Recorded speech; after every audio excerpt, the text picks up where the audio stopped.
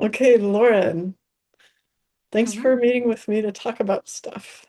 Yes, I'm What- I'm excited. Yeah, your first video that when we just met in that coffee shop, and I just asked, like I said, can I record this conversation? Because you were so good at describing what it's like to be a mom of a minimally speaking autistic person Hmm. who's also super bright and is able to communicate with a letterboard. It was a really good conversation. And I'm wondering what you wanted to talk about in this little brief conversation that we'll have today.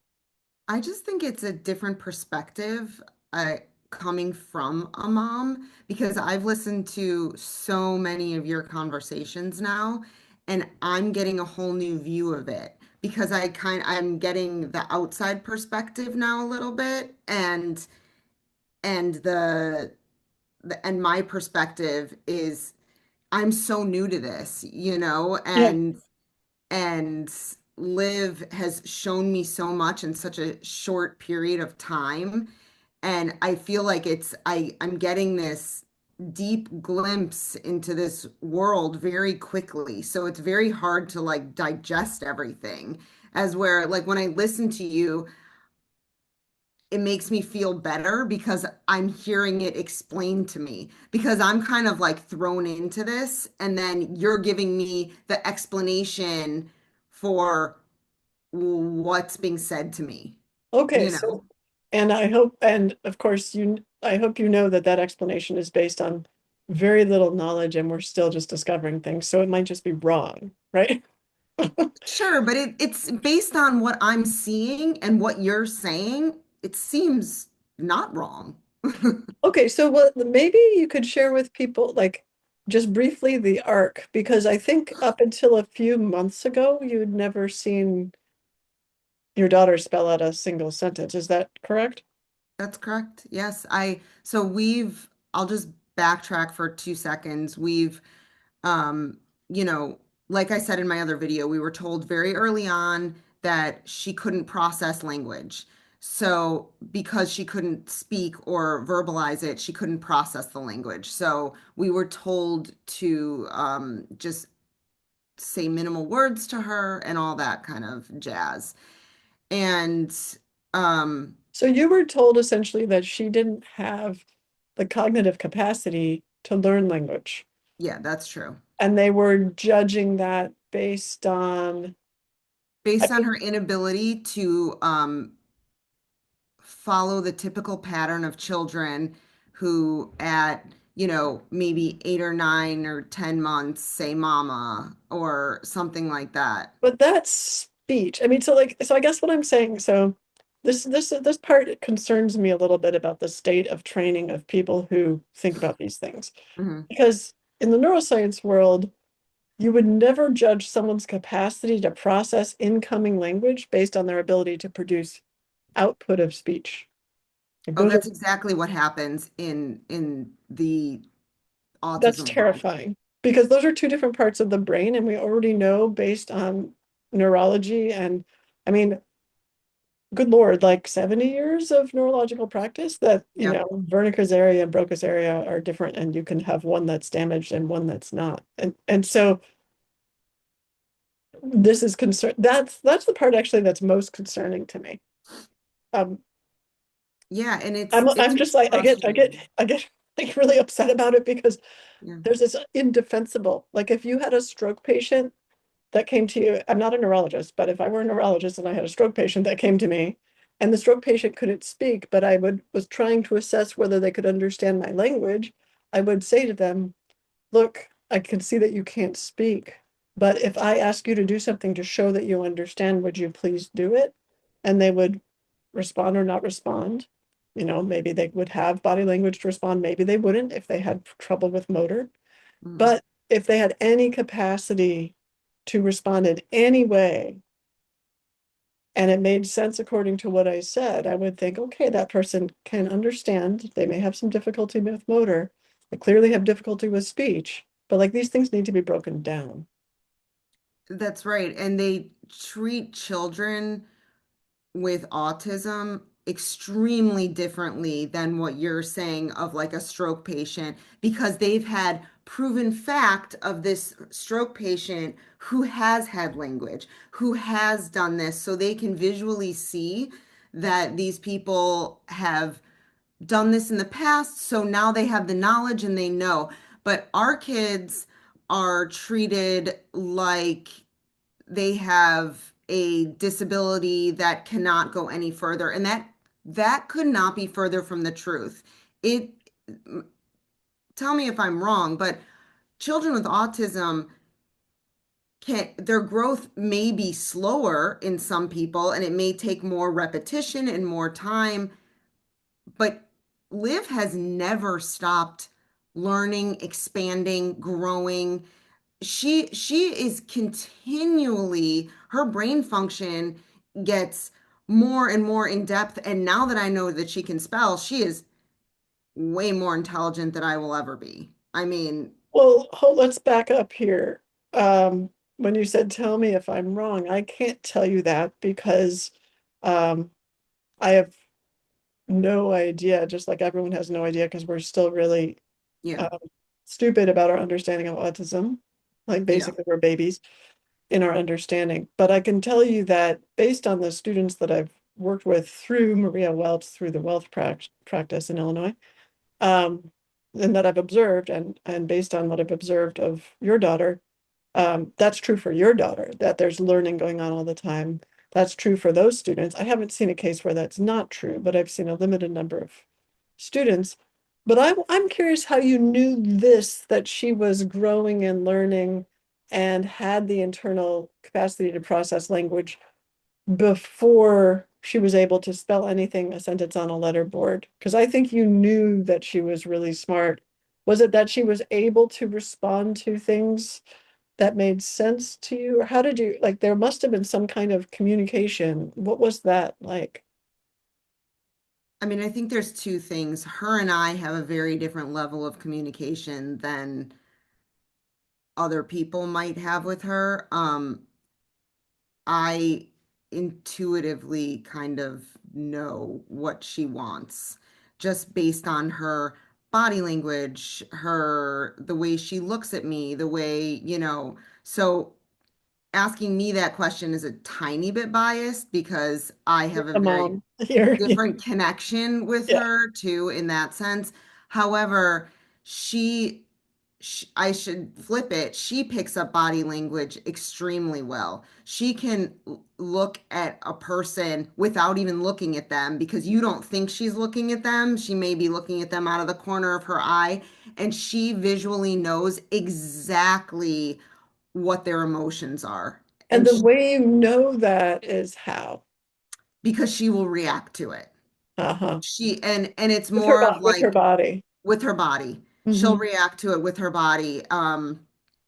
If somebody, like I use this example a lot, even if she doesn't respond to like quick, like if I'm yelling up to say, "Oh, dinner's ready," it took me a long time to remember like don't do that because it's going to get a quick reaction out of Liv, because she's reading the verbal cue that my voice is raising and it's making her upset, Yeah.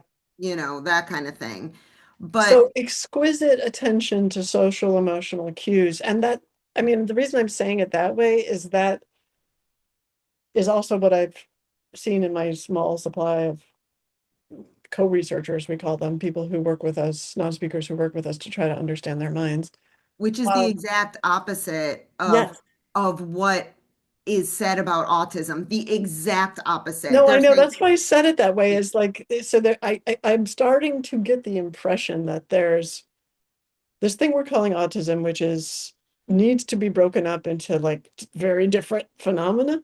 yep, One is like a what I want to call a left hemisphere, highly developed left hemisphere sort of autism that used to be called Asperger's, but this is definitely yeah, can talk, very analytical, um, social emotional cues, not so great at that, um, and kind of like the people we used to call nerds, but like yeah, widely off on that spectrum. yeah, And then what I want to call right hemisphere, and these are just, I'm putting in quotes because they're not anatomically correct, but there might be some correctness to it. Right hemisphere autism, which is exquisitely focused on emotional social cues, almost to Mhm. the extent that if they're not feeling emotionally, socially connected with someone, they might not be able to function. Um, 1000%. a lack of ability to speak, which is a left hemisphere sort of project. Um, important focus on music, which is a right hemisphere project, Mhm. and tone of voice, which is like music, and and intuition, keen intuition, which also, by the way, seems to include something like telepathy, something like precognition, something like mediumship, these kind of skills. The people who actually study these skills, myself included, have found right hemisphere bias on these skills, and there's some neurological support for that as well from a few studies. So I think we're gonna, the only thing that makes me want to call them both autism is that they share OCD traits, except they share them differently. So Mhm. on average, people who have this right hemisphere, this is the non-speaking kind of autism, or the minimally speaking kind of autism, the right hemisphere dominant thing, I'm calling that anyway, seem to have expressed OCD traits as in motor loops, like I have to press those letters over again, or I have to say these with my, a lot of minimally speaking people will actually speak or sing, but it will have nothing to do with what they're trying to express. Mhm. And so that's confusing to people. And so they may speak or sing something over and over again, like a repetitive tick. Mhm. Whereas folks left hemisphere dominant seem to take that OCD piece and turn it more into the um, rumination, the paralysis, the maybe the more like the obsession. Also, maybe some have compulsive traits, but that's kind of the shared piece, I think. It's I true. almost think they're two forms of OCD. I almost agree with you. Ever since Liv's been spelling, I have been going back and forth in my mind, which I know she has autism, yes, but I've been going back and forth in my mind, like, does she actually have autism or is it purely OCD and uh apraxia and dyspraxia with her Well, and body? what is autism if it's not this Right. thing where you don't understand other people and stuff? Because Liv understands people to a T. Liv Right. wants to be around people. She wants to go to parties. She wants to, she wants to socialize. She wants The to go on dates. Yeah. She wants to, yeah, she wants everything. Yeah. She wants everything. So I'm a little confused now after everything that y us parents are told in parents groups, parents meetings, and I have to admit, I didn't go to a lot of those things. I kind of stuck to what Liv's abilities were because everyone kind of, a lot of people just like to share sob stories, and I kind of just wanted to be positive. Like I didn't look at Liv as a sob story. I looked at Liv as this amazing person who is teaching me more than I could ever learn from anybody else. So I didn't want to surround myself from like negativity and autism. Well, and every kid is different, and some stories are really tragic, and not every kid has the It same is true. cognitive capacity. So it's like, I get Yeah, it. I get it. You have to find sort of your path with your kid and their totally. talents and abilities. And that's true for every parent, regardless of if their kid has any kind of disability or not. Like, Totally. so that's just a parenting tool. So that's awesome that you did that. I guess I want to close by asking, because we only have a few more minutes. Um, what gave you the bravery or the courage to go try a spelling method with a letterboard? What gave you the courage? Because some people, I think, would be afraid, like, what if I find out my kid can't do it? What does that mean? Does that mean there's no one in there? You know what I mean? Uh, I don't think I ever had that thought of not having courage to do it. Like since Liv's been little, I've done every kind of possible therapy we could. I thought one thing isn't going to work. So, I mean, one potential thing just only isn't going to work. So, I've always had the mindset with Liv, like, let's just do everything. Let's throw it at the wall and see what sticks. So, when I went to this, I didn't have any expectations at all, whether that's good or bad. I had zero. I just thought, this is great.